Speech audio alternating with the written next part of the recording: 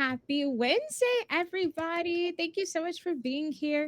So excited for this conversation today. We have Carla from No Kid Hungry, and we have Feasel from Speed Gaming that participated in an event that they held with No Kid Hungry back in May. So excited to talk all about that fun event and learn a little bit more about No Kid Hungry. So thank you everyone for being here. I'm Miss Ash, or you can call me Ashley. I am Tiltify's community manager. I do all things community, having fun, talking to different charities and different creators, and so happy to be here. We're going to do a round of introductions with everyone. So, hello, Carla. Thank you so much for being here. Let's get a little brief introduction about you. Sure. Well, first of all, thank you so much for having me. It's such an honor and so exciting to be here with you guys and be with Feasel. So I am the Director of Revenue Innovation at Share Our Strength. We're the organization behind the No Kid Hungry campaign. And my job, as it is written, is to launch new initiatives that will help raise funds for the kids we serve. But I have had the honor and privilege of working on our Stream for No Kid Hungry initiative for over 2 years now. And it's been an incredible journey to engage this amazing universe of creators in good in raising funds for hungry kids across America. That is amazing. And how long have you been in this role? So I've been in this role on the revenue innovation team for about 5 years, but I've been with Share Strength for 10. It actually will be 11 this December. So I've been there a long time. Congratulations. Thank That's a lot of you. years. You're doing amazing work. And thank you so much for all you do. Thank you. Appreciate Thank you. Thank you for that introduction. And we're going to throw it to Feasel. Let's learn a little bit about you and your content creation journey. Hi, well, I'm Feasel. I'm the founder of Speed Gaming. So Speed Gaming is a network of channels on Twitch and YouTube. And what we do is we produce speedrun content. So a speedrun, for people who don't know, is just you take a game, you take a video game and just try to play it as fast as possible. And you compete against other people trying to play that same game as fast as they can. And we do all kinds of different things, leaderboard competitions, tournaments, races. And so what we mostly do is competitive events, and we also do marathons, so a whole bunch of runs all in a row for a day or for several days, which is a great way to raise some funds. But we represent, I don't know, dozens, probably over 100 different game communities, different various speedrun communities. And we produce content every day, and we've been operating since 2015. And I don't know, things just keep more and more people keep getting interested in speedrunning. So it's been, very good for us. A lot of new people, not a lot of new players, and a lot of new games for us to broadcast. Yeah, it's been great. Wow. Thank you so much for that, Feasel. And what inspired you to create speed gaming? Well, I've been a speedrunner since 2007, and I started streaming in 2011. And I was enjoying just kind of making content by myself, just me, playing games, working on world records and, competing in races and things like that. And eventually just so many people started getting into the sport that there became a big need for people to put together, larger competitions than just a single race. It was obvious that people wanted to start doing tournaments and other kinds of competitions like that. Obviously we're all inspired by Games Done Quick and the marathons that they put together. So there was a lot of need for people who wanted to do more of those things. And so I just started just myself, with OBS, just by myself, started putting together broadcasts, with putting multiple players' screens up and then having some commentary over the top of that. And that from that simple starting point, we just started building out our tools so we could do it better and more efficiently, and we expanded to multiple channels and started taking on more and more tournaments. And at any given time, we have probably about 20 to 25 tournaments happening. So there's just been a huge need for it. It was certainly what people needed at that time. And it kind of just grew into where we are today, little by little. Wow. I wish I could speed run. I'm so Right. jealous. Oh.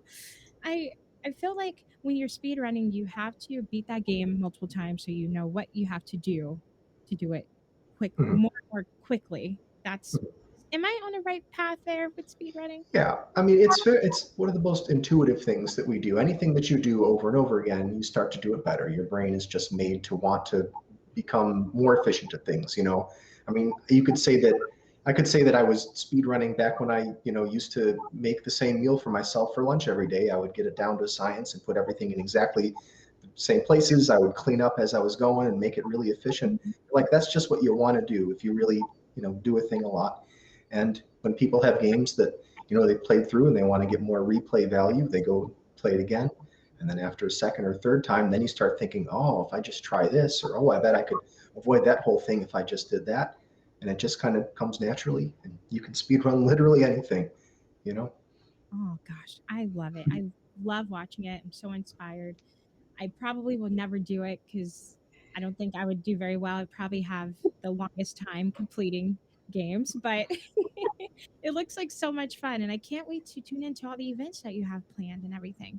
So thank you so much for that, Feasel, and a little introduction about speed gaming. Mhm. So we are here about No Kid Hungry. We want to learn about all the things that No Kid Hungry is working on and how we can advocate for kids. So, Carla, can you give us a little introduction about No Kid Hungry and the mission of it? Absolutely. So our mission is to, in its simplicity, end childhood hunger in America. Right now, 1 in 6 kids in America face hunger due to the coronavirus, and so we are really doing our best to make sure that all those kids get healthy meals every day. As you can imagine, it has been incredibly difficult for families, many of which where parents have lost their jobs. Many kids Mhm. who struggle with hunger rely on school meals, and so having all of these schools abruptly shut down has been incredibly challenging for these families because they've lost access to the meals that they've had. But our mission and our model is really suited to make sure that those kids still get connected to food during those times. So in non-COVID times, we're really working with schools to make sure that kids get school breakfast. And we're really making sure that kids do get access to meals during the summer when school is closed. We are not direct food service providers. We don't actually hand out food, but we work really, really closely with those heroes on the ground to create best practices so that they have everything they need to successfully feed those kids. Since the pandemic, we've obviously been in a bit of crisis mode because there was that abrupt shutdown of many of the schools. But we've been able to bring out all of the models that we use in summer very quickly to try to find ways that kids can get access to food. And it's been an interesting challenge because a lot of the models that we have in summer have limitations because the kids, in order for a summer meal site to be open, you have to have a certain number of people present. So when you're in the midst of a pandemic where you can not have a certain number of people present, it creates all of these incredible obstacles. And so we've worked really hard to advocate for different rules and regulations in terms of feeding sites and done an incredible amount of granting to schools and community groups over the course of the past year and a half. In fact, we've done nearly $97 million in grants Wow. to make sure that those kids are still given the food that they need. And as the world reopens, we know that we have a long road ahead in order to make sure that those kids continue to get the meals that they need. But we're really excited because we believe we have the model to make that possible.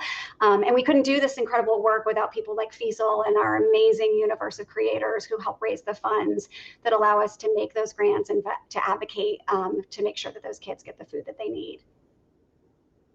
Gosh, I love this mission. I love No Kid Hungry. I love everything about advocating for children. I am all for that. And you know, as us that are donors, how can we advocate for children and help out that mission I outside think of donating? such a great question, especially in the stream community. I mean, I think one of the biggest challenges for us as an organization is that most people don't understand that childhood hunger exists. They see the US as a very rich, wealthy nation, and they look and they think, oh, hunger is an issue with other countries. It's not something that our kids suffer from. But again, the statistics say that 1 in 6 kids face hunger. And so just creating and building that awareness is something that's incredibly important so that people understand that the problem exists. And once they see it and they understand it, then they realize that they need to get behind it. And it's, hunger, as you can imagine, manifests itself in many ways. It creates behavioral problems, obviously. It's a health issue. It makes it difficult for kids to learn. So as far as their academic trajectory, it could have long-term impact. And so making sure that our kids get healthy meals is incredibly important. And just creating that awareness is a big part of our mission. And we actually have a campaign coming up in the fall that we're going to be talking a lot on our Twitter handle that's all about about rebuilding. And that campaign is not going to be a fundraising campaign. We're not going to look to our creators to fundraise at that moment, but really to spread the word and help people understand that, there was a point during the COVID crisis where our brand was escalated, and we were thankful to Tiltify and Twitch and to others to say, right now in crisis, this is an organization that you want to support. But I think as the world opens up, people are now thinking, oh, okay, well, schools are opening up, these kids are going to be fine, but that's not the case. Childhood hunger was a huge deal. 13 million kids in America suffering from hunger before the crisis. So we need to make sure that we continue to do that good work. So we have a series of a mini documentary series that we're going to be sharing, that we hope that creators will share themselves, that when we put it out there, that they'll share it as well, and just make sure that people know that the issue exists. Yeah. And I know you're not looking for creators to fundraise, but I'm pretty sure that will influence them to fundraise. Indeed. And of course, we're always looking, just to be clear, for creators to fundraise. And we have some really amazing campaigns that are going to happen over the course of the next couple of months. But we also respect the fact that we can't be saying fundraise all the time without letting people know why it's important. So we really wanted to take a moment to share some important information about what's happening before we went back to the community and asked them to fundraise again, because we need to tell them why it's something they should care about. And we have, thankfully, some very loyal creators who have signed up to really get behind us and continue to do so over and over and over again, which blows my mind. But for people who may be new to us or who have fundraised for us in the past or during crisis, who don't know it still exists, we want to make sure that they understand what the current state of childhood hunger is. I love that. It's almost like a summit, before you have a fundraising event or something of that sort. I really love that, because when you have that, that event or that information in your brain, you're like, oh my gosh, I have to support this cause. These kids need help. We have to advocate for children. I love that. And I think that's really smart. And I'm so grateful we have good people like you, Carla, that are advocating for children, because they can't do it themselves. So it's honestly an honor to be in your space, and I adore everything that you do. So thank you so much. Thank you. Well, and thank you, Tiltify, for making it possible. I mean, honestly, I tell people all the time, if we didn't have the tools to make it so easy to fundraise, it would be a lot harder. And we are, as innovators on my team, we're always looking for new ways to do it. But what is a big focus of ours, two big things, is meeting people where they're at, right? So not necessarily asking them to do something that's totally outside their space, which is what I love about live streaming, because there are creators who are already doing fun, cool, and interesting things, and we just want to integrate into that, but also continuously showing gratitude for what everyone does. For Feasel to take time to build his community around our mission, that is huge for us, right? That's a really big deal. So, we're grateful for all the people that make that possible. And now we're going to chat with Feasel all about that event that happened in May. I want to learn a little bit more about how you created that event and why you created the event for No Kid Hungry. Right. Well, to do marathons or just a whole bunch of games played back to back, it's something that there's a lot of people just are looking for a good reason to show off their skills. I mean, there's lots of people like to speedrun in different ways. They play, by themselves, or they play in a race or competition. And a lot of people like this marathon format because it's a nice, it's kind of low key. There's not a lot of pressure. You're not necessarily, racing anyone. You don't have to get your best possible run. You're not trying to beat a world record. You're doing it just to sort of share your game with an audience that wouldn't normally see it. So we have, so in our event, we had 100 and something runners participating in it. It was an event that lasted 4.5 days, I believe. And each of those streamers is someone who streams to their own channel, to Twitch, and they have their own little audience, or in some cases, really big audience. We actually had a bunch of really big streamers involved in it too. And you end up, when you get a bunch of people, as a collective, all coming to play together as part of the same event, you end up with this greater than sum of the parts effect. So, everyone's individual audiences come together, plus Speed Gaming's built-in audience comes together, plus a lot of people who show up just because they like seeing charity streams or they like seeing marathons, etc. It kind of raises the profile of our event and everyone who's involved in it. So doing marathons with speedrunning makes a lot of sense. And it especially makes sense as a good fundraising source because there's a lot of variety of content. Like any game that you've played. I mean, any marathon that you look at, you're going to find at least a couple of games that you really love, and a whole bunch that you've played. So you can appeal to all kinds of different people just with the same kind of event. So that's got a lot of power to it. And I think there's a lot of really good just built-in incentives for donations when you have the marathon, because people love to be able to affect the outcome of the event. How does it go down, and what exactly is going to happen. And not only do they want to know that their money is going towards a good cause, and they not only do they want to see the event be successful and raise a lot, but they also just want to see what kinds of things they can do to make their mark. And so we actually get to put a lot of incentives in the marathon, which really help us, to raise more. Ooh, I want to talk more about incentives. What incentives did you have for the marathon, if you can Yeah, remember? sure. Well, it's all, there'd be too many for me to remember them all, but the kind of incentives we generally have, well, there's a couple different kinds. So in many cases, a particular player might have a couple of different options for how they play the game. So for instance, we might put on the schedule that you're going to play a particular game on normal difficulty level.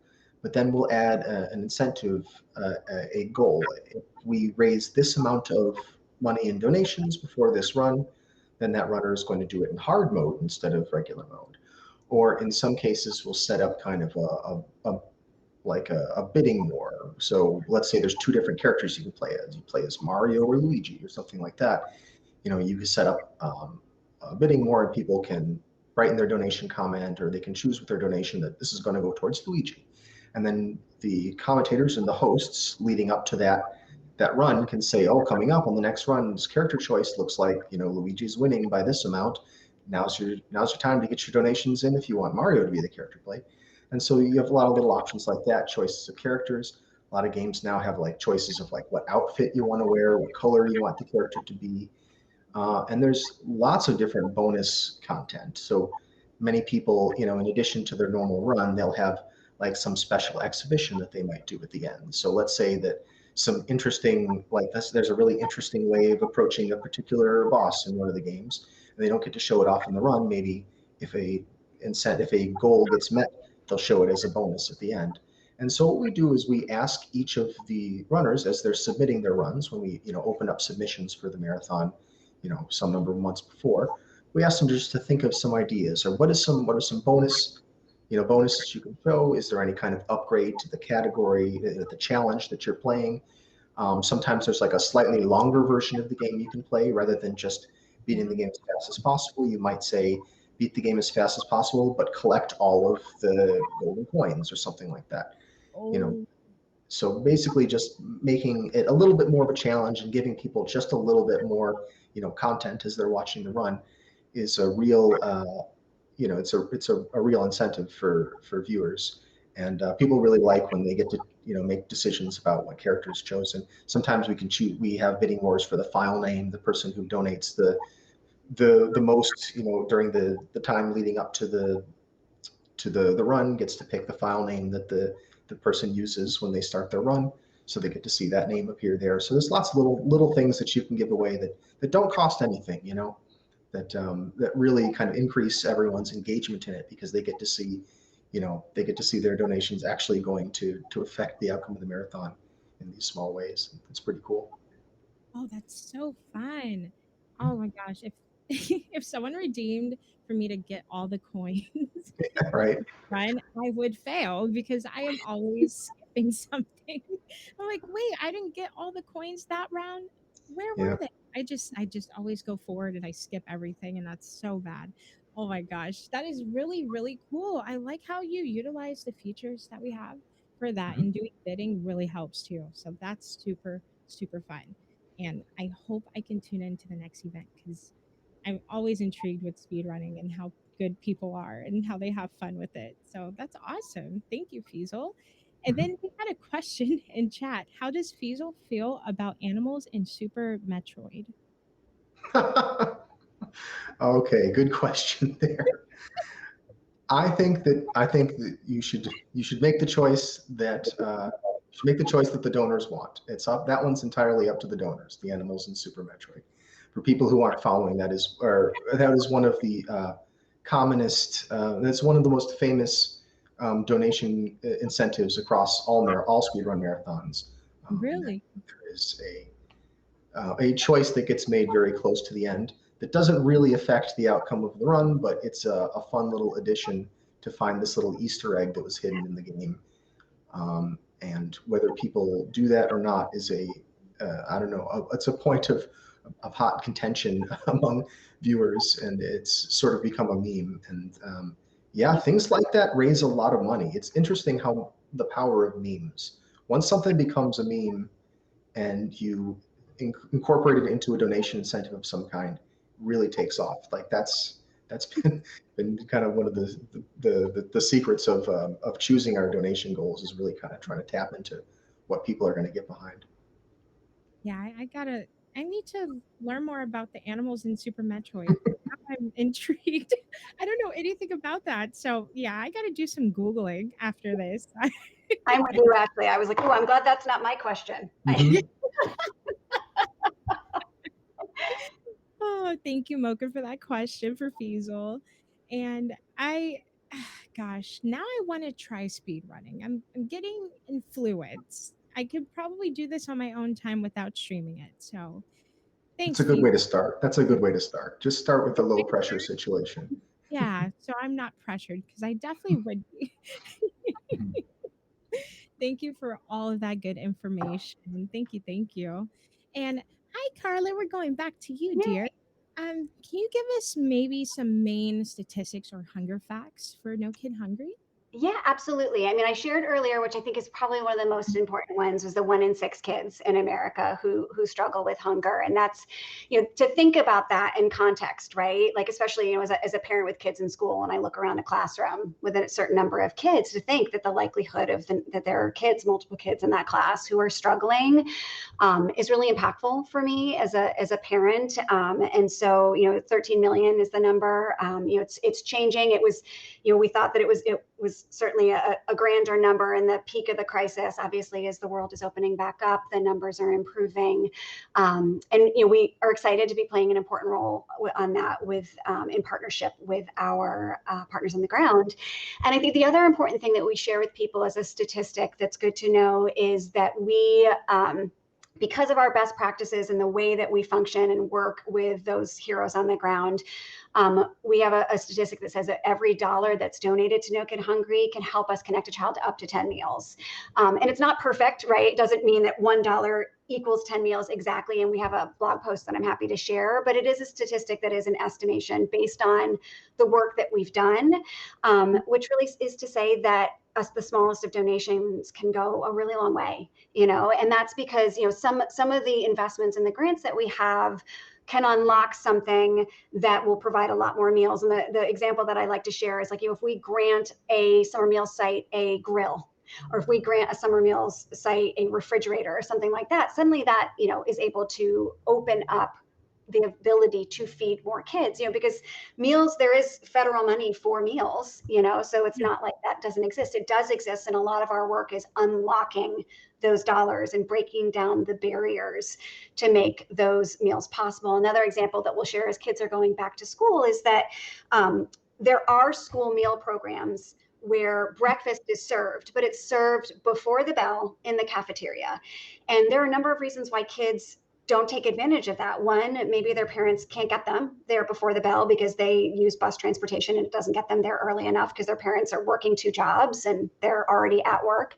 Or for a lot of the high school kids, there's a lot of stigma involved with eating in the cafeteria, because when your peers see you in the cafeteria in the morning, they know that you can't afford breakfast at home. And that's really hard. So there are kids who opt to go hungry because they're embarrassed, and that's heartbreaking for us. So one of the big things that we've advocated for is breakfast in the classroom, where all the kids eat together. So there is no singling out the hungry kids, but they're all doing it as a community. And we've had some really incredible examples. In fact, we took a team of creators pre-COVID to an elementary school, including Ash from your team at Tiltify, to witness breakfast in the classroom at Bret Harte Elementary in San Francisco, and to listen to that principal talk about what a difference it makes to have breakfast in the classroom, fewer sick kids, less behavioral issues. And of course, there are a lot of teachers that push back. It's going to be disruptive at the beginning of the day.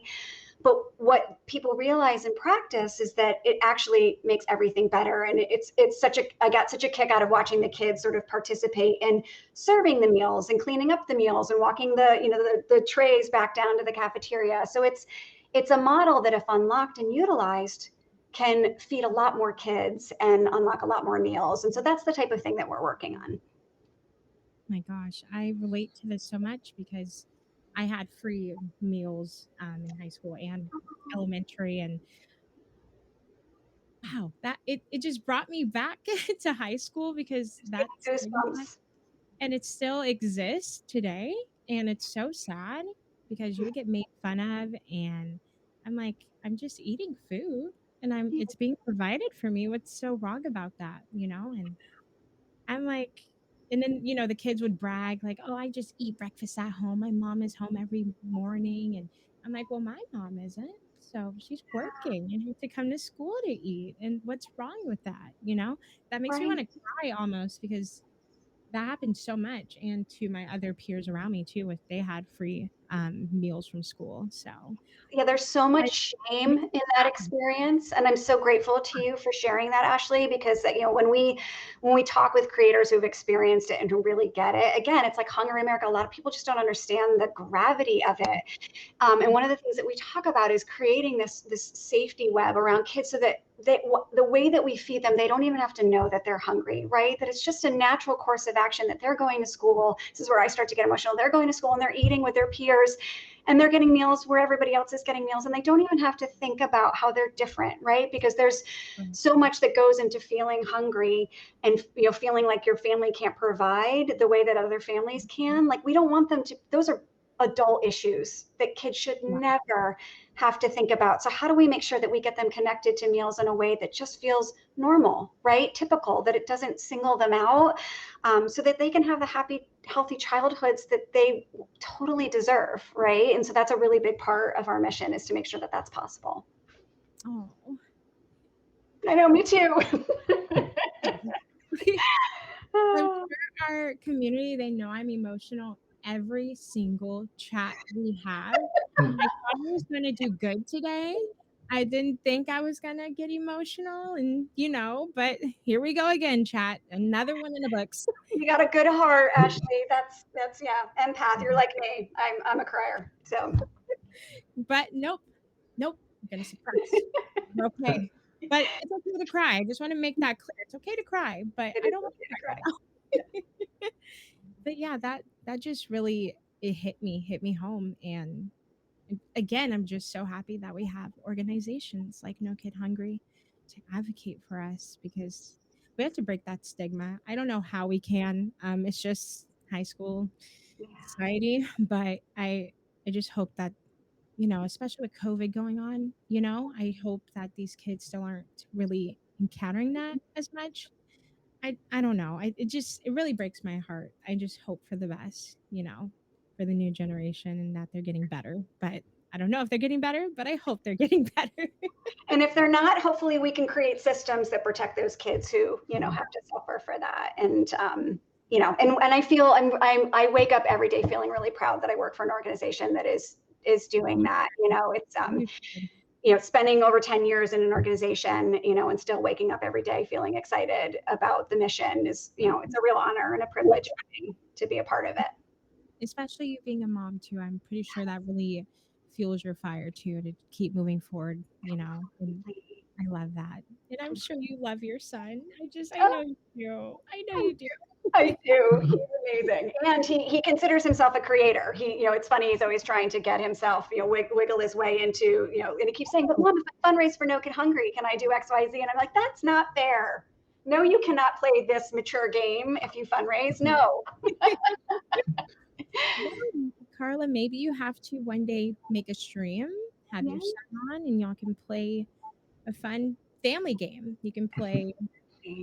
What can you play? There's so much. Animal Crossing. I played There you Fortnite with him. It's hilarious. He's Play Fortnite. Yes, and fundraise. I love that. You gotta plan that, Carla. We will Yes. help you. Okay, that will be so much fun. I'm on it. We actually had this concept a while back of moms play Fortnite because I was having this series of conversation with all these moms, like, should we let them play? It was around when the kids were like 8 or 9, and we're like, is it too soon?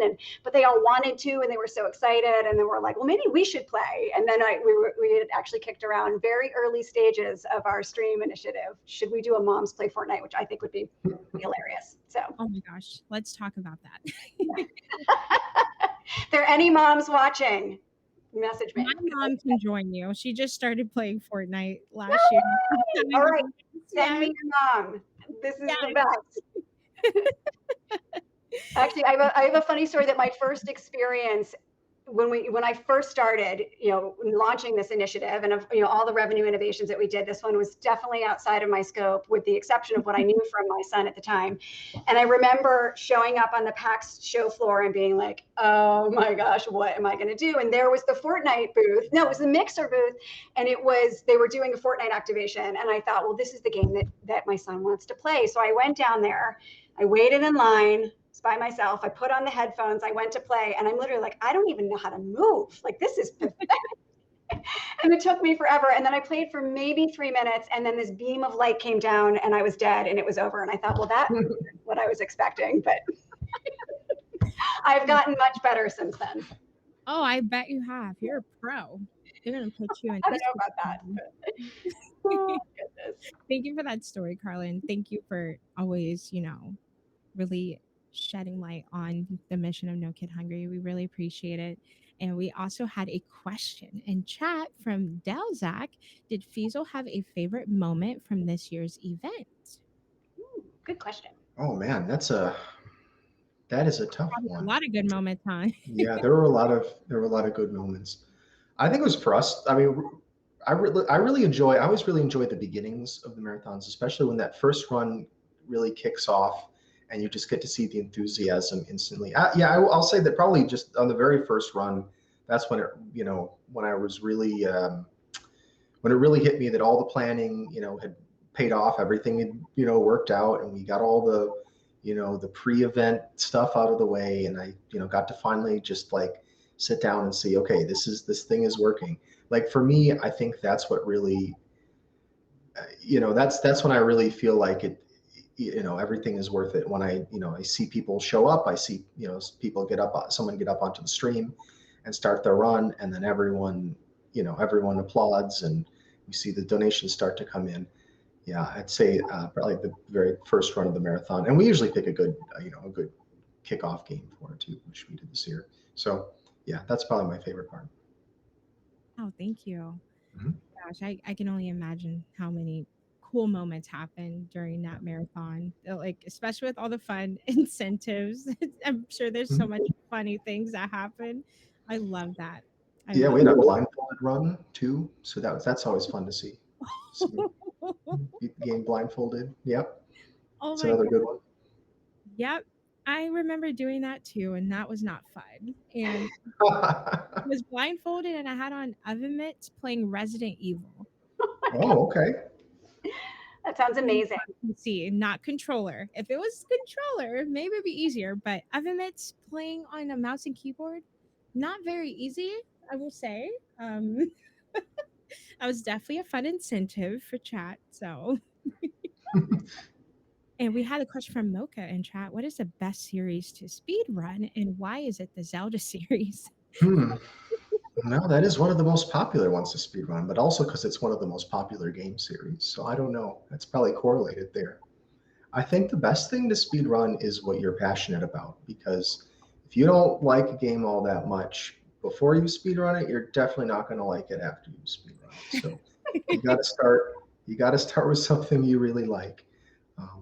But pick something that's not too long. Pick something that has a lot of other people who play it, so you're not just playing in isolation. You're having people that you can exchange ideas with, people to watch your stream and give you suggestions, people whose stream you can watch to get ideas. I think one of the big aspects of speedrunning is community. It's something you can't really get better at on your own, or at least people rarely get better at it entirely on their own. They need to exchange ideas, and part of the fun of it for anyone is just having a community of like-minded people, because it's a very specialized thing that you're doing. So your friend next door doesn't may not necessarily understand it, or someone that you run into at the grocery store who asks what you do, it might be hard to explain to them. But there are people out there for whatever game you play who know exactly what you're talking about. They've been there before. They know exactly where you're coming from. And that cohesion that you get with that group of people, I think, is one of the things that really draws people to the sport and keeps people in it. And we also had another question. What games does Feasel enjoy running? Oh my gosh. Well, in my my tenure as a speedrunner, I've mostly focused on classic games from the NES or SNES era. Nice. The ones that I spent the most time with was probably the first Final Fantasy game, Final Fantasy One. I did Bionic Commando, Gauntlet, River City Ransom, Deadly Towers gets a shout out. Indiana Jones and the Temple of Doom, a whole bunch of games from the NES. On the Super Nintendo, I speedran um, Super Mario World quite a lot. I certainly put a lot of hours into that game. Legend of Zelda: Link to the Past, also a big one. Blackthorn, yeah, just a whole bunch. Any game from the '90s or the late '80s, I probably have or for the early '90s or late '80s. That's kind of like my sweet spot there. I've probably had some attempt at it. Well, that's a good genre, good era of games too. Oh gosh, yeah, I love that. I see, Feasel. Do you have like videos of your previous speed running, like on YouTube or something that we can watch, or Sure. just If you go to, that you yeah, do? if you go to yeah, if you go to Twitch, just twitch.tv/Feasel, you'll have the past broadcasts or the highlights. I think you should see a bunch of my runs there. You can also just look for me on YouTube, and you can find a number of the runs that I've done both on my own channel and in marathons and other events that I've participated in. So yeah, there's plenty out there. Perfect. And chat, we do have the Control Plus Stream Kit extension. It's an overlay. If you hover over our stream, you can follow Feasel on Twitch and you can follow the No Kid Hungry Twitch channel as well. So just click that extension and you can click follow and make it real easy for you. So make sure you keep up with all the events that No Kid Hungry is doing and all the fun stuff that Feasel is doing, and check out his speed running. Of course, speed gaming as well, with all the events they're running there as well. And Feasel, I wanted to go a little bit more about the event that happened this year with No Kid Hungry. How do you resonate with No Kid Hungry on a personal level or on a creator level? Yeah, it makes. I think that it's a very universal and easy to understand idea. And I also think that the charity has a great name. Like, I love names that are like descriptive of exactly what it is. You don't have to look up, what's the mission of this of these people. So, but yeah, I think the thing that it just makes it so universal. Everyone understands that that there are people in the world that don't have all the things they need, and food is the most important thing. It makes it very easy to explain.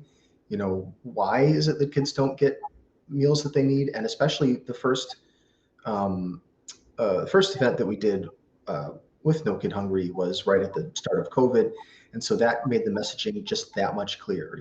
Because Yeah. if you can understand why, all right, during the summer kids don't go to school, so they don't have nearly as many options available to them. Well, now when nobody's going to school, then the problem is just that much worse. And so I don't know. I think the fact that it's just so easy to understand, like what you're trying to do, and how you can tell you've accomplished it. It makes it very easy for people to understand that. And a lot of people, even people who don't really want to admit it and they don't talk about it, a lot of people have been affected by hunger, and it is. It's something that I think that everyone can get behind. So that's what I really like about working with No Kid Hungry. Awesome. That's so sweet, and I love hearing how creators resonate with causes and why they do the things they do and why they do good with their platform.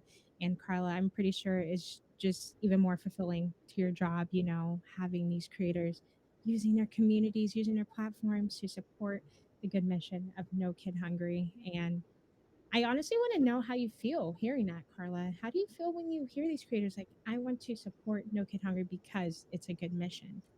I'm so glad you asked that question because, I as I said, have been with Share Our Strength a long time and have played, many very fulfilling roles and worked with corporate partners and all sorts of people, and that's all been amazing. But my experience within this community in the past, gosh, is it 2.5 years now, has been literally the highlights of my career at Share Our Strength because of the way that they get behind these missions, right? Like our organization is Share Our Strength, right? That everybody has a strength to share to make the world a better place. And in the case of the No Kid Hungry campaign, making sure that our nation's kids get food.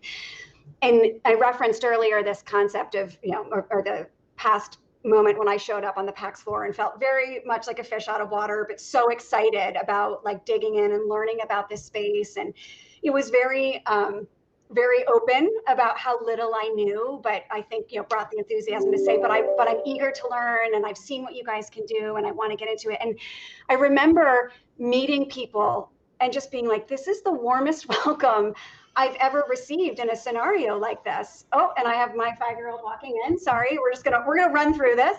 But really feeling like I'm gonna give her my cell phone. This is real life, people. Yeah. This is how you distract your. Say hi. And she has a wiggly tooth. Special guest appearance. All right, you gotta go to shut the door. So sorry.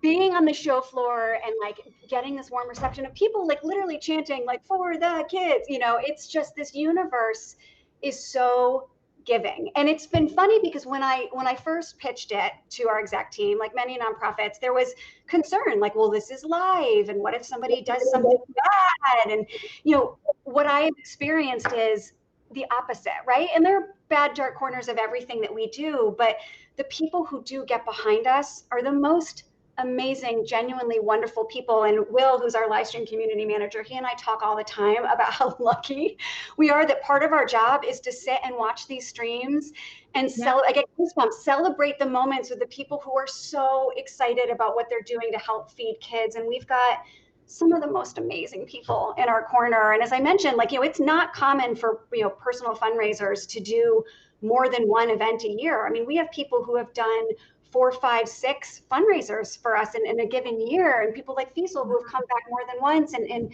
over the course of each year. And it is so much fun, and it is so exciting. And I tease that I've been on DJ streams at 3 a.m, and I've been on pancake streams at 1:30 a.m, and I wish I could be on every stream at every moment, but I can't because I have 3 kids, including that one. But it is so awesome, and the energy and the passion that I've seen from the creator community is above and beyond anything I've experienced in my tenure at Share Our Strength, and I love every second of it. And I feel really grateful that I have learned that this is a thing, and that we now have people in our orbit to share their strength. It's awesome that we have a wonderful platform called Tiltify to just do good. Sure is. It sure is. I'm so grateful for Tiltify for so many different reasons, but I'm totally not biased. But love this platform, love the team behind Tiltify, the devs that are working every single second to always improve our features, even though I think they're top notch, but it can always get better, Now we're on the topic of features. Feasel, since you directly, use our platform and use our incentives and all that fun stuff, do you think there's any additional features you would like added to our platform? Well, I think that just simply, even just having something to manage the donations. I like the way Tiltify is set up. It has everything that we need to do right now. We can, we have to read through the donations and, check the donation comments to see how we can apply those to the, to the various runs that are coming up. It's a nice, easy way to look through everything. People can, watch, keep track of what's going on in the event. I really like the overlays, being able to show on our stream what the donation total is and watch that go up in real time. We can show when milestones are met, things like that. It's very helpful. I'd say, if anything, if you expect that there's going to be other, more speedrun marathons happening, there's ways that, we could make the incentives, the target tracking even more, specific to the kinds of things that people might do, like a choice between this character and another character, or choice of a file name or something like that for your, or a character name in one of the games. So that could, that could probably be made more specific. But I think that's not necessary for us to do what we're doing. I think that all the features we really need are there, and it's a nice platform. It's easy to use.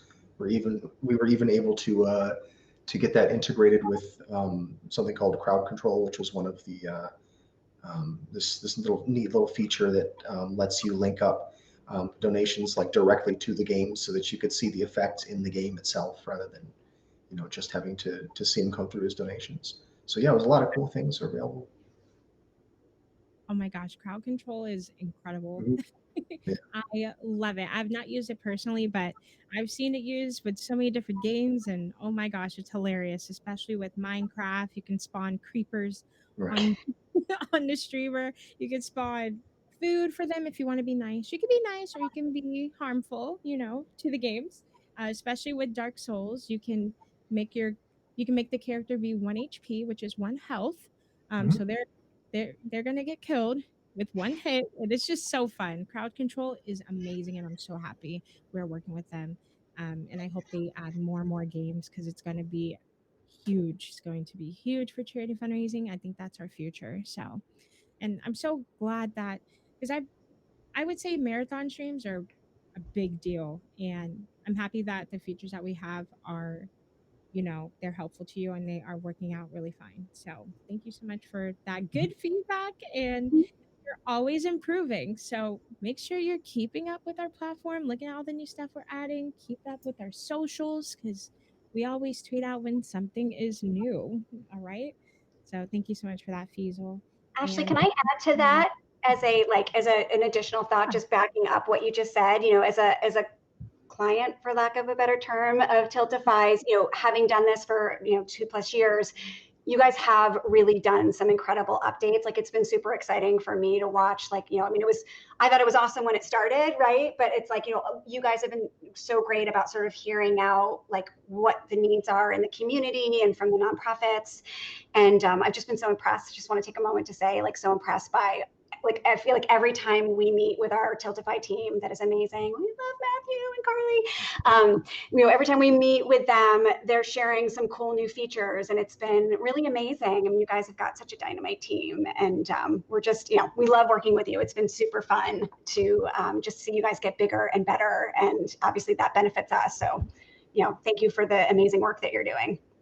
oh, shout out to Matthew and Carly, our CPM, our CSN. Thank you for all your hard work. They are incredible.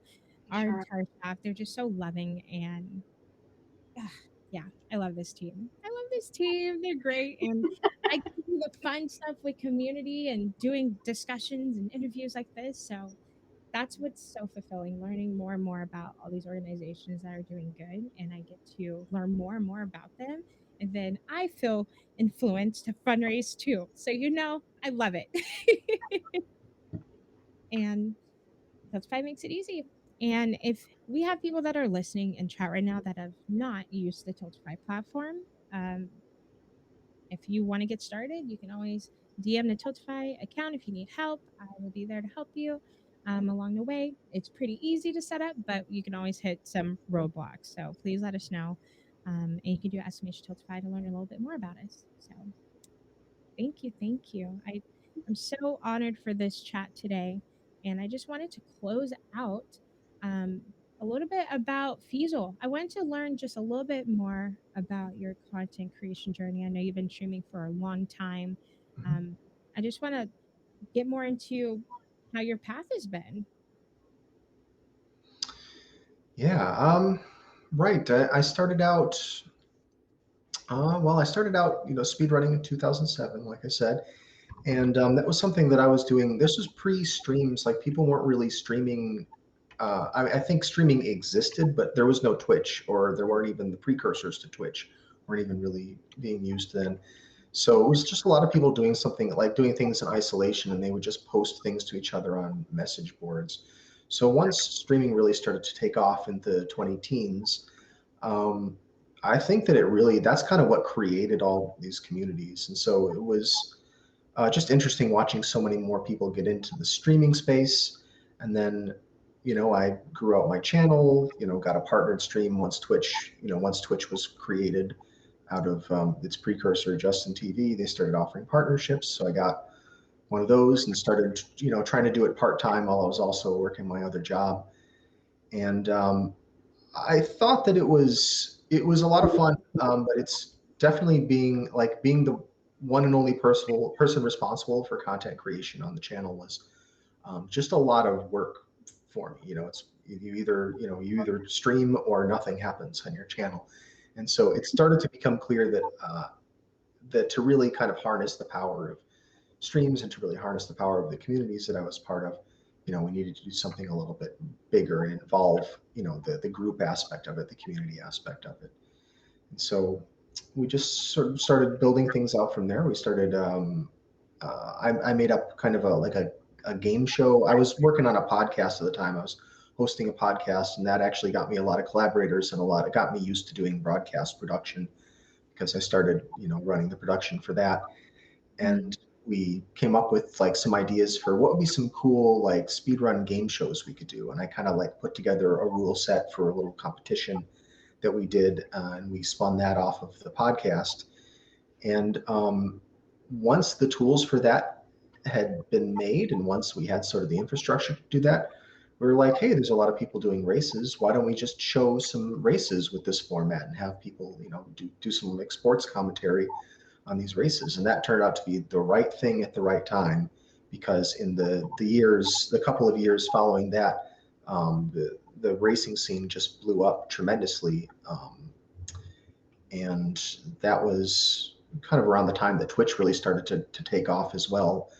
And yeah, there was just more and more people getting into speedrunning and more people just wanting to be part of that. So eventually I switched over to doing speed gaming as my full-time job. And we started growing more and more channels. We started hiring some staff. And yeah, the events we were doing started to get more and more ambitious. And yeah, that's how we got where we are now. Wow. And you are doing this full time. That is incredible. And I just want to say congrats on being able to do that. And I'm sure you love your job. Mhm. And it's so awesome seeing people do what they love. And Yes, it's your absolutely. job. And you can wake up and say, oh my gosh, I love my job. This is so great. So thank you so much for sharing a little bit more about your story. We really appreciate that.